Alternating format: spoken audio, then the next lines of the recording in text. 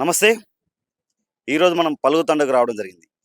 ఏదైతే micro finance 150 కోట్ల scam, ఎవరైతే రమావత్ మధు, బాలాజీ నాయక్, మంగ్లీ మాత్రం ఈ ఇష్యూతో నాకు సంబంధం లేదు, నాకు ఎలాంటి సంబంధం లేదు, దీంట్లో మా తమ్ముడికి కానీ నాకు కానీ ఎలాంటి సంబంధం లేదని చెప్పి మాట్లాడుతుంది.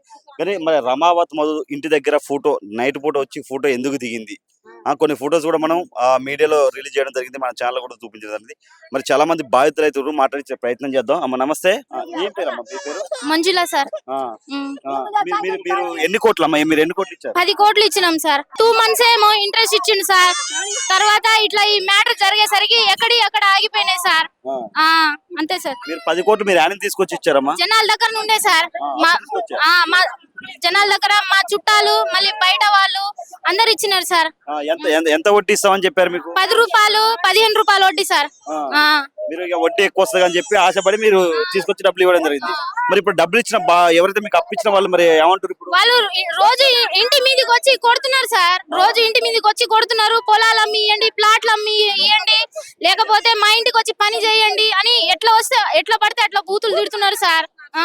అవి ఎట్లా సార్? మరి మీకు ఎన్ని ఎకరాలు ఉందమ్మా ల్యాండ్? ఎన్ని ఎకరాలు ఉన్నాయి సార్? 2 ఎకరాలు 3 ఎకరాలు ఉన్నాయి సార్. అవి కూడా ఆల్రెడీ అమ్మేసి ఇచ్చేసినాం సార్. జనాలు మమ్మల్ని బతకనిస్తలేరు సార్. మరి ఇప్పుడు మంగ్లీ మాత్రం నాకు సంబంధం లేదు, నాకు ఎలాంటి సంబంధం లేదు, మా తమ్మునికి సంబంధం లేదు అని చెప్పి మంగ్లీ క్లియర్ చెప్తుంది. మంగ్లీ పాత్ర ఉంది, 100% మంగ్లీ పాత్ర ఉంది. ఇది మాత్రం 100% నేను చెప్తున్నా. వచ్చింది సార్, అక్కడ ఫోటో కూడా దిగింది సార్. వాళ్ళ చెల్లెకి ఎవరికో ఇచ్చి పెళ్లి చేస్తామని వాళ్ళు ఆల్రెడీ తిరుగుతూనే ఉన్నారు. వాళ్ళ పాత్ర ఉంది సార్. ఎందుకు లేదు సార్? పాత్ర లేని ఆయన మధు వాళ్ళ ఇంట్లో పోయి 1-3 నెలలు ఉంటాడా సార్? లేని ఎట్లా ఉంటాడు చెప్పండి సార్. మధుకే ఇచ్చినాం సార్. అన్ని మా కాడ సాక్ష్యం కూడా ఉంది సార్.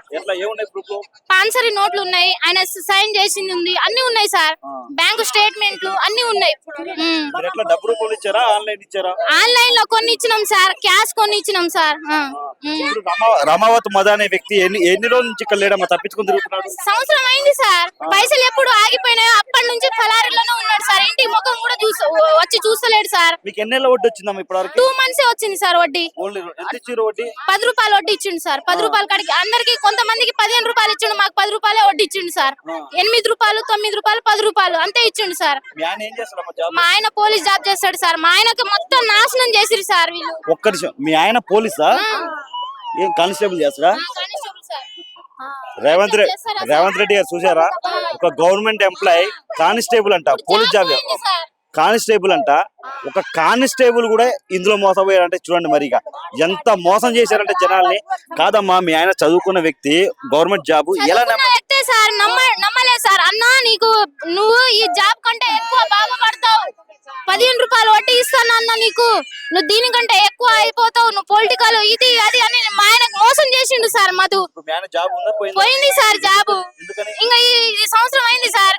సంవత్సరం నుండి జాబు పోతే ఎవరైనా ఉంచుతారా సార్? జాబు తీసేశారు కదా సార్. ఇంకెట్లా ఉంటది సార్ జాబ్? ఇప్పుడు రేవంత్ రెడ్డి న్యాయం చేయాలని మేము కోరుకుంటున్నాం సార్. జనాల పైసలు జనాలకు ఇచ్చే మేము ఏదో ఎట్లనో గట్లా మేము బతకగలుగుతాం సార్. లేకపోతే మమ్మల్ని చంపేశారు సార్ జనాలు. ఎట్లా ఉంచుతారు సార్ మమ్మల్ని? జనాలు అసలు ఉండనిస్తలేరు సార్. రోజు మేము నైట్ 12-2 గంటలకు వచ్చి ఇంట్లో పండుతున్నాం సార్. భయపడి బతుకుతున్నాం సార్ మేము. ప్రతి రోజు చిన్న పాపను పట్టుకొని మరి. రేవంత్ రెడ్డి గారు ప్రజాప్రభుత్వం, ప్రజాపాలన అని చెప్పారు. ఒక గిరిజన బిడ్డ అని చెప్పుకుంటది, గిరిజన బిడ్డ అని చెప్పుకొని ఇంతమంది గిరిజనులు దగ్గర 3 వచ్చి సార్ మీ మీద కేసు పెడతాం అని చెప్తున్నారు సార్. మరి ఇప్పుడు మీరు రేవంత్ రెడ్డికి ఏం చెప్పాలనుకుంటున్నాం సార్? ప్రజలకి న్యాయం చేయాలని కోరుకుంటున్నాం సార్. ఎంత ఇచ్చినామో సార్, 100%లో 50% ఇప్పించినా మాకు చాలు సార్. మేము సంతోషంగా తీసుకుంటాం, అది కోరుకుంటాం సార్. ఎంతో అంత ఇస్తే మేము జనాలకి కాలు పడతామో, చేయి పట్టుకుంటామో, ఏదో ఒకటి మేము చేసుకోగలుగుతాం కదా సార్. రేవంత్ రెడ్డి గారు మరి దారుణం పట్టుకుంటారు, మాకు సాగొడతారు సార్. ఈ పిల్లలకి ఎట్లా సాస్తాం సార్? అందరు ఆడపిల్లలే 4, 3, 5 ఎట్లా సాస్తాం సార్? మేము చస్తాం. మందు దాగి అయినా బతకలేము సార్. మేము ఎప్పుడైనా చస్తాం మందు దాగి హాస్పిటల్ కి. ఇంట్లో నేను ఆడదాన్ని ఒకదానే సార్. చిన్న పాపను పట్టుకొని ఉంటున్నా సార్. నైట్ 2 గంటలకి 1 గంటలకు వచ్చి దొంగ సాటున వచ్చి పంటున్నా సార్. జనాలు అసలు బతకనిస్తలేరు సార్ మమ్మల్ని. ఇస్తారా ఇయ్యరా, లేకపోతే ఇల్లుని చీల్ చేస్తాము, ఇల్లు పలగొడతాము అని ఆల్రెడీ భయపెట్టిస్తే మేము పారిపోతున్నాం సార్. రోజు వస్తున్నారు సార్ జనాలు. ఇక్కడ ఈ ఊర్లో అప్పు చేశారా మీరు?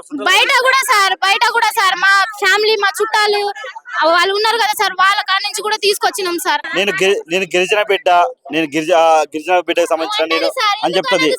అలాంటి నేను కూడా ఇప్పుడు అంటాను సార్, నేను కూడా గిరిజన బిడ్డనని నేను కూడా అంటాను సార్. నేను ఎందుకు అన్నాను సార్? గిరిజన బిడ్డ గిరిజనుల ఆమె బతకాలంటే ఏదో ఒకటి చేసి బతుకుతుంది కదా సార్. మరి ఎట్లా ఆమె పొట్ట నింపాలంటే ఏదో ఒకటి చేసి నేను అబద్ధం చేసినా బతకగలుగుతుంది. ఇప్పుడు మేము అట్లా చేయలేము కదా సార్. ముసలి వాళ్ళ పైసలు తింటే మేము బతకగలుగుతామా సార్? వాళ్ళ ఉసురు మాకు దాకదా?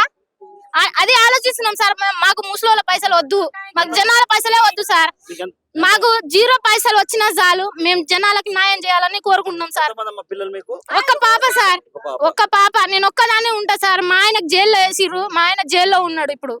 ఇదే ఇష్యూ మీద, పైసల విషయం మీదనే. ఇప్పుడు మీ ఆయన ఆల్రెడీ డబ్బులు అప్పిచ్చాడు, వాళ్ళకి ఇచ్చాక మీ ఆయన పెట్టేసి సార్. ఇప్పుడు రెండో ఆయనకు కూడా ఇప్పుడు జైల్లో పెట్టి, పోలీస్ స్టేషన్ లో పెట్టి కొట్టిస్తాం అనేసి నిన్న బెదిరించిపోయినారు సార్. ఎన్ని రోజులు అని తప్పించుకుంటూ ఉండాలి. ఇప్పుడు ఒంటరిగానే ఉన్నా సార్. రెడ్డి, మంగ్లీ అక్క ఇద్దరు న్యాయం చేస్తేనే చేస్తారు సార్. లేకపోతే మేము పాపం తీసుకొని మందో ఏదో తాగి చేస్తాం సార్. ఇది మాత్రం మేము పక్కా చెప్తున్నాం సార్. ఎన్ని రోజులని బతుకుతాం సార్? నైట్ పగలు చేన్లను ఆ గుట్టలో గిట్టలో ఎన్ని రోజులని బతుకుతాం సార్? బతకలేం సార్. మాకు న్యాయం చేయాలని మేము కోరుకుంటున్నాం అంతే. నేనే చెప్పిన సార్, 10 కోట్లు సార్. నా కొడుకుది 10 కోట్లు ఇచ్చినాం సార్. ఎట్టనా చేయి సార్, ఎట్టనా చేయి, మాకు న్యాయం చేయి సార్. న్యాయం చేయరి. నా కొడుకు బస్సు 10 కోట్లు ఇచ్చినాం సార్. ఏం చేయాలి సార్? ఆర్డర్ చేస్తున్నాం, చెరా చేస్తున్నాం సార్. మందు తాకు మద్దుకు ఇచ్చినాం సార్. మద్దుకి మంది మంగళకి పెట్టాడు, ఆడ ఇల్లు కట్టుకున్నారు. మాకు ఏడన్నా దొరకలేదు సార్. ఏ దేశం ఈ దేశం ఉంటే ఏ దేశం పోతాం. ఇంటికి రావటం లేదా సార్? మేము బాధ చెప్తున్నాము, సేరా చేస్తున్నాం సార్. ఎట్టనా న్యాయం చేస్తారు మాకు, ఎట్టనా చేయి సార్, న్యాయం చేయాలి. ఇంత ఎవరు పెట్టేవాళ్ళు సార్? ఎట్టనా కాలు ముగుతావు, మందు జాగి చేస్తాం సార్. అంత చేస్తున్నాం సార్. మేమంతా బాధపడుతున్నాము. మాట జాతి చేస్తాం సార్. ఎందుకు? మా కొడుకులో చిన్న ఉండేటప్పుడు చేసినాం సార్. అంత బాధ చేస్తున్నాము, అంత బాధ చేస్తున్నాం సారా. పైసలు చేస్తున్నాం. వాళ్ళ కేసులు పెడితే కేసు కూడా బిట్టిగా పైసలు బాగా కట్టినారు. వాళ్ళు పైసలు బాగా కట్టినారు, తిన్నారు. మేము పెట్టుకోము, మేము తీసుకోము అంటారు ఆయన. ఏం చేయమంటారు సార్? సార్ మాకు ఏమైనా న్యాయం చేయాలి సార్. మీకు చేస్తాము, ఎట్లా చేయాలి సార్? మీరు ఎంత చేస్తున్నాము, ఎంత బాధపడుతున్నాం సార్. నల్లగొండ జిల్లా దేవరకొండలోని పలుగుతండకి రావడం జరిగింది. ఇప్పుడు నా బ్యాక్గ్రౌండ్ ఇల్లు చూస్తున్న ఒక పెద్ద కోట కనబడుతుంది. ఏదైతే మైక్రో ఫైనాన్స్ 150 కోట్ల స్కామ్, దాని వెనక తెరనుకు ఉన్న వ్యక్తుల్లో రమావత్ మధు. ఈ రమావత్ మధు ఇల్లు చూస్తారు కదా, చూడండి ఎంత పెద్ద ఇల్లు.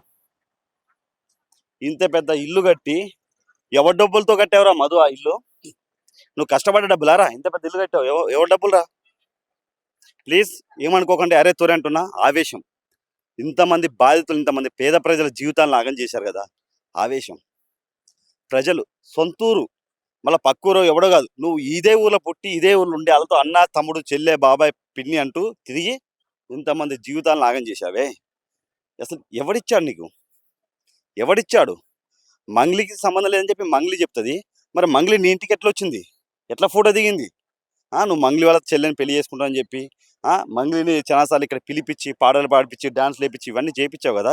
మరి ఇలా ఎక్కువ వడ్డీ చూపించి, ఎక్కువ వడ్డీ ఆశ చూపించి ఇంతమంది జీవితాలను ఆగం చేసావు. అరే పాప, వాళ్ళు బతికే పరిస్థితులు లేరురా బాబు. ఎంతమంది బాధితులు. ఇల్లు చూడు, ఎంత పెద్ద కోట చూడండి. కోట చూడండి ఎంత పెద్ద ఇల్లు. ఇంతమంది బాధితులు రోడ్డు మీద పడి ఏడుస్తున్నారు బాబు, ఏడుస్తున్నారు. ఎందుకు? సంవత్సరం నుంచి రావట్లంట. ఒక్కొక్కరికి ఎక్కువ వడ్డీ ఆశ చూపించి 2 నెలలు 3 నెలలు డబ్బులు ఇచ్చాట, కథం. ఇంత మోసం చేయాల్సిన అవసరం ఏంటే? మీరు మళ్ళీ మోసం చేసి మీ గిరిజన బిడ్డలే మీరు మోసం చేస్తారు. ఎవరు మోసం చేస్తారు మీరు? ఏం చేస్తారు డబ్బులు మొత్తం తీసుకొని? దీని వెనక ఏ పొలిటీషియన్ ఉండు, ఏ రాజకీయ నాయకుడు ఉండు దీని వెనక? ఏం చేస్తారు? ఈ రమావత్ మధు అనే వ్యక్తి ఇల్లు ఇదే.